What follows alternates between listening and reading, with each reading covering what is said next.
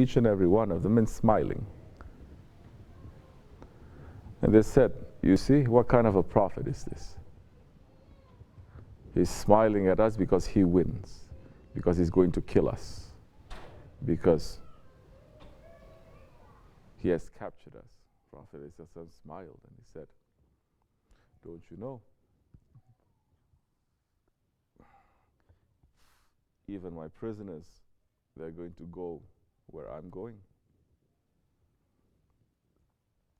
That is a mercy. The sword of the Prophet ﷺ, how blessed it is if we were to touch it. How about those ones that it is touching those ones who don't believe? There's mercy that is reaching to them. So,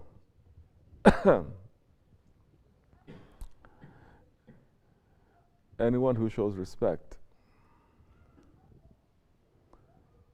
what we said earlier, the adab, it is before the knowledge.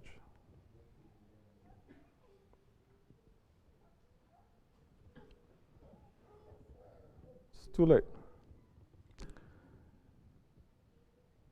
For people who don't have adab, their knowledge is not going to save them. But people who have adab and they don't have knowledge, always they're going to be saved. You understand? They have adab but they don't have knowledge, they're going to be saved.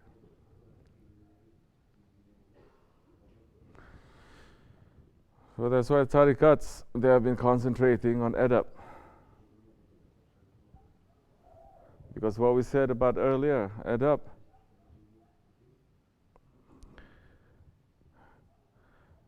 it will take you inside the divine court.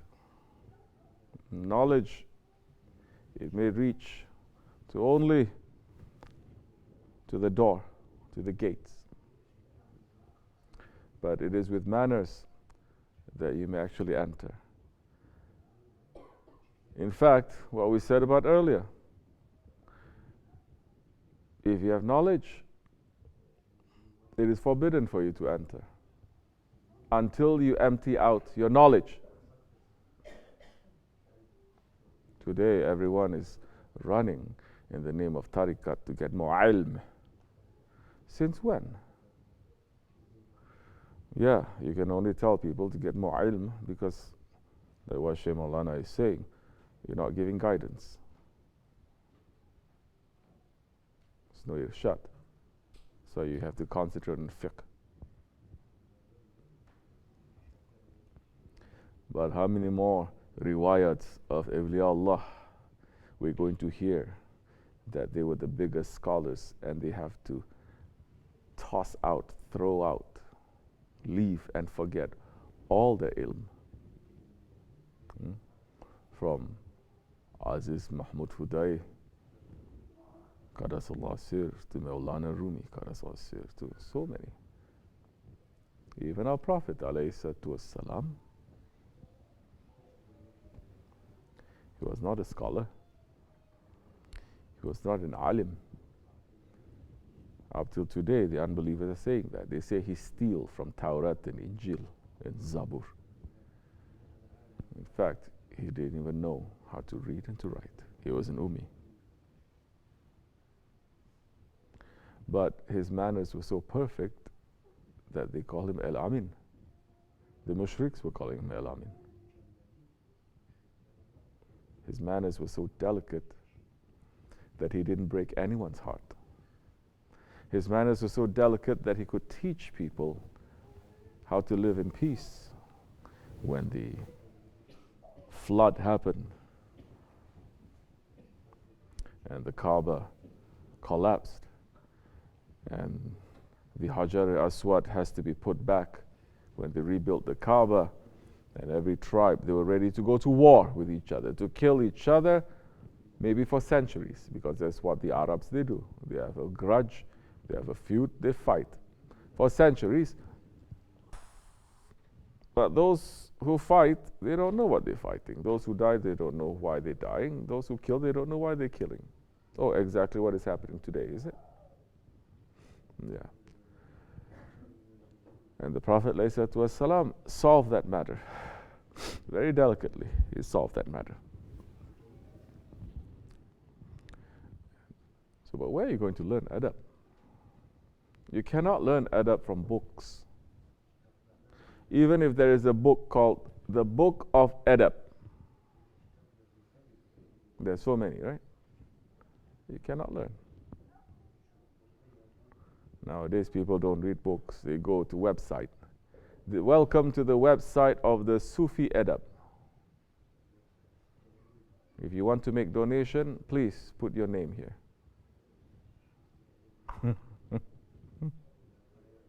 You cannot learn adab that way. Knowledge, Shaitan has the biggest knowledge. But he lost his manners. Because how are you going to get manners? You cannot get your manners.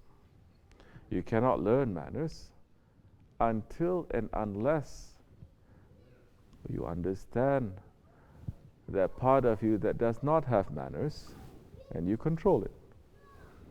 Which part is that? There's your ego. That's the shaitan. That's your desires, and that's the dunya. If you don't understand these four, you will never get adab. Now the Shaykh is going to make you to understand what is the meaning of your ego. So many they say, I have ego? I don't have ego. I'm a nice guy. I'm a nice person. I pray 5 times a day. That's because you've never been tested. Or you're just so blind you think you're perfect.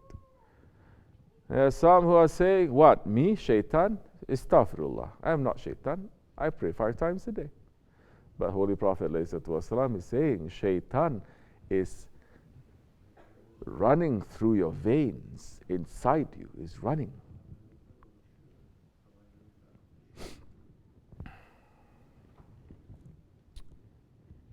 Dunya, oh, there's so many reformers in Islam. They say one of the things that you should destroy to make this religion to go forward because it's backwards, these Islamic reformers, they're saying, is too much concentration on the akhirat.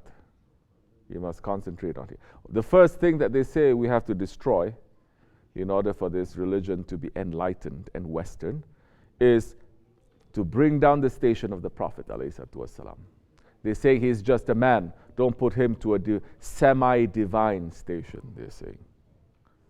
Shaitan is very busy these days and pretty successful. He's recruiting millions in the day. Muslims is recruiting. That's why very strange ideas and practices suddenly coming out, and scholars are supporting it because they have so much ilm and they make so much reasoning and understanding, saying this is logic, because shaitan was the first one to use a reason and a logic, no? In the presence of the creator of reason and logic, he's saying, I make sajda only to you, not to this one.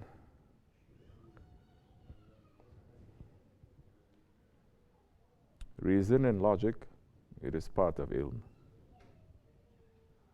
When you want to enter, you have to throw that out. You want to enter, you enter into the circle, you have to throw that out. Now the ilm and the logic and the reason, whatever that you're using, your small brain, you cannot use that to come here.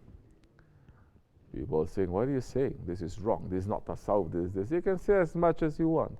But let me give you one simple example from dunya, not from akhirat.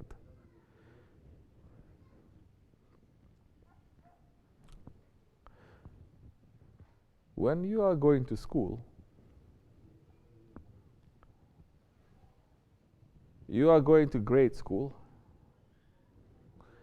Then after that, you go where? Middle school. Then you go to high school. Right? Then you go to college. Whatever that you learn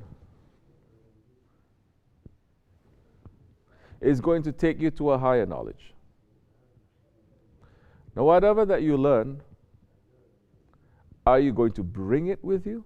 Everything there? Or you already achieved that station, now you are going to go to another one. You are climbing the stairs. You take one step, then you take another step. Do you bring the step that you have taken up with you?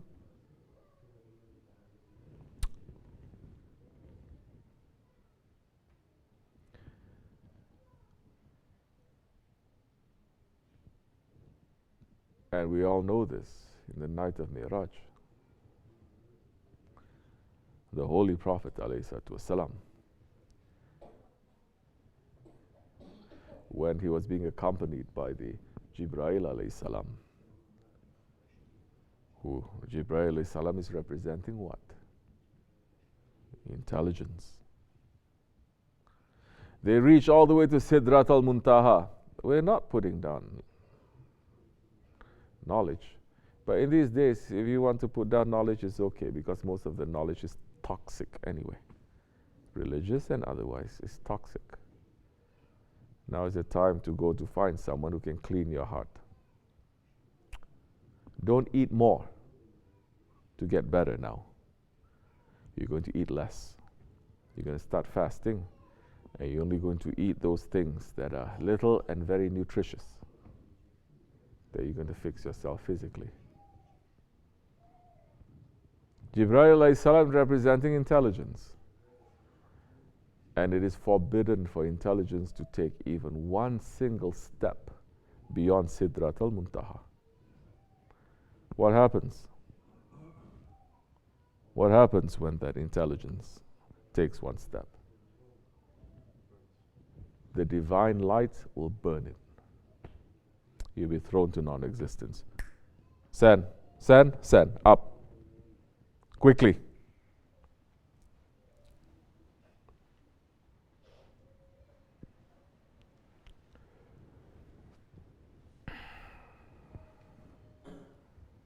Where are you going? Okay, I'll deal with you later. Want to be center of attention always, huh?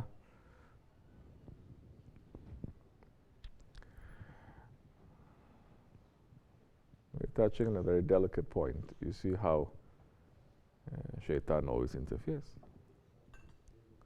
Comes to a very delicate point where you need all your attention to understand. Definitely that's the time Shaitan is going to attack, not before.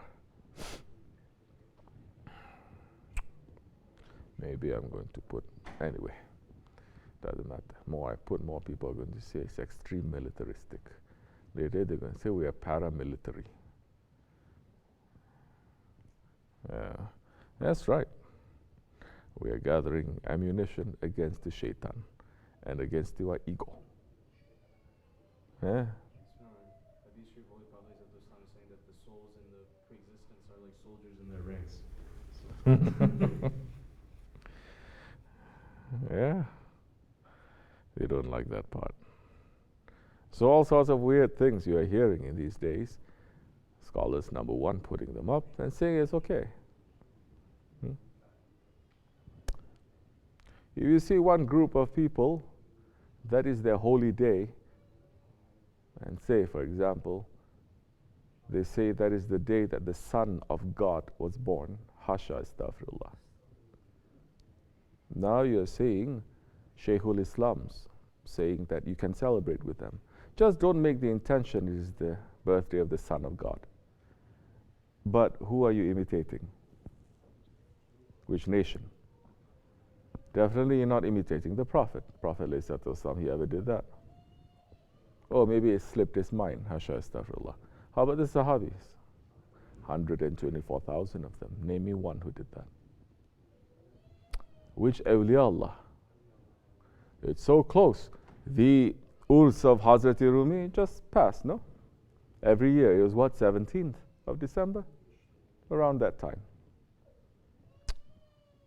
They could easily make the Mevlevi Tarikat, that today everyone is saying love, love, love, love, love, to make that closer to that date. And say, oh, all together, same, it's okay. But they didn't. You want to show love and togetherness, there are other ways of showing it. You want to show solidarity and love and brotherhood, there are other ways of doing it. How? Look to the Prophet, alayhi salatu wassalam. Don't make up just your own law. This whole religion is based on obedience and following. The believer says, Sami'na wa ata'na. But now, the popular thing is not to say we hear and we obey. It's following the Greek saying, I think, therefore I am. So whatever is coming, I have to think. I have to think. Who are you that you are thinking? If you say you are thinking, and you're taking directly from Allah in your thinking, then you must be a prophet. You must be a prophet. But if you say you're a Muslim and you're following Ashhadu an la ilaha illallah wa ashhadu anna Muhammadan abduhu wa rasuluhu, then you have to follow what the Prophet ﷺ has said. You don't want to follow what the Prophet says, then you must follow what Allah says. And Allah is saying what? Obey Allah. Obey the Prophets and obey your rightly guided leaders. And Allah will not love you until you love and you obey the Prophet. This is condition. So how can a man with all that proof in front of him, proof now and proof for 1,400 years, how can he just close his eyes and turn a blind eye to that? I'm not even talking about the Wahhabis here. Okay? That's a whole other animal. I'm here talking about people who are claiming they're Ahl Sunnat, people who are claiming they're Ahl Tarikat, people who are claiming they're Shaykhul Islam, and millions who are following that. We have to celebrate the milad of Nabi U.S.A. So you're making your own. We're Ahl Sunnat, saying, Bid'at, it's okay if it's Bid'atul Hasanat, but please, what kind of a Bid'at is this? You want to show love to the Ahlul Kitab, togetherness, you may show in other ways. Find out what has been done.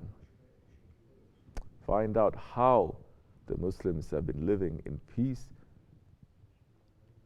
and togetherness and closeness with the people of the Ahlul Kitab. Find out what they did.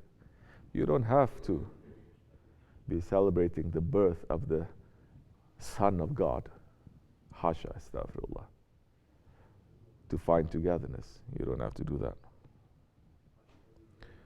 The Ottomans, they had every color, every stripe of Christians living in their lands.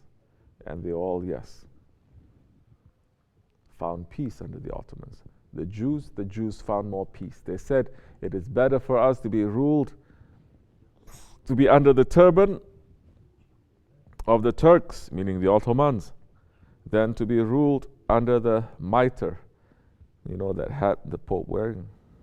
Like the side, from the front is like this, but from the side you see these two horns. Then from the mitre of the Vatican, they found more peace. There was respect. When there was respect, there is safety. Because when there is respect, it's very easy for the Shafa'at to enter now.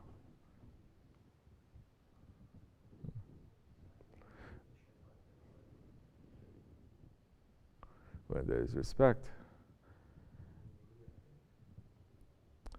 it's very easy for prophets and for saints now to step in and to say to Allah subhanahu wa ta'ala, although this one is not such a good one, have wrong beliefs, but he has never disrespected me, Ya Rabbi, as you know.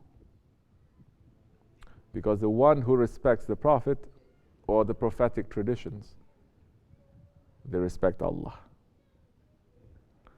But the one who disrespects the Prophet or disrespects the Sahabi Kiram, for example, there are certain Muslim groups that are cursing non-stop to the Sahabi Kiram.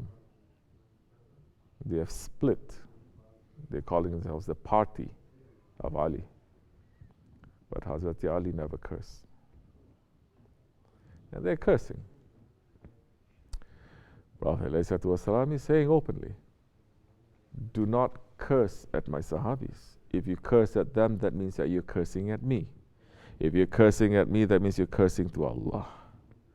If you curse to Allah, Allah and His angels, they curse at you. But don't think cursing at Allah, the way the man is doing, is the same as Allah cursing at you. It's not the same. So manners, it is important. You want to learn ilm, you can go anywhere. You want to learn knowledge, even fiqh. You can learn fiqh even from an unbeliever. You want to learn tajweed, you can learn tajweed from an unbeliever. Or a munafiq. Or someone who does not have belief. But you cannot learn manners from a hypocrite.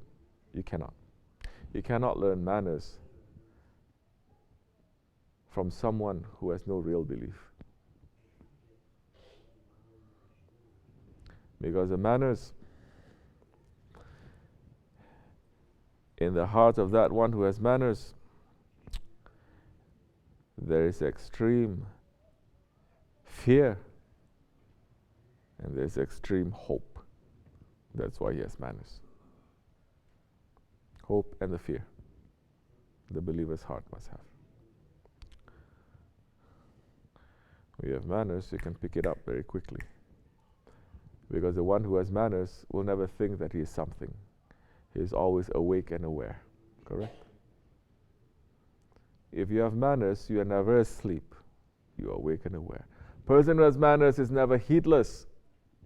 He is awake and he is aware because he knows the game can change any moment. You are watching.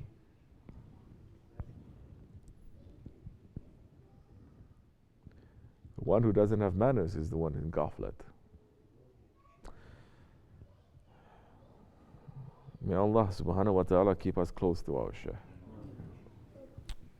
for us to learn manners from him, inshallah. It's important in these days. May Allah forgive me and bless all of you. Al-Fatiha.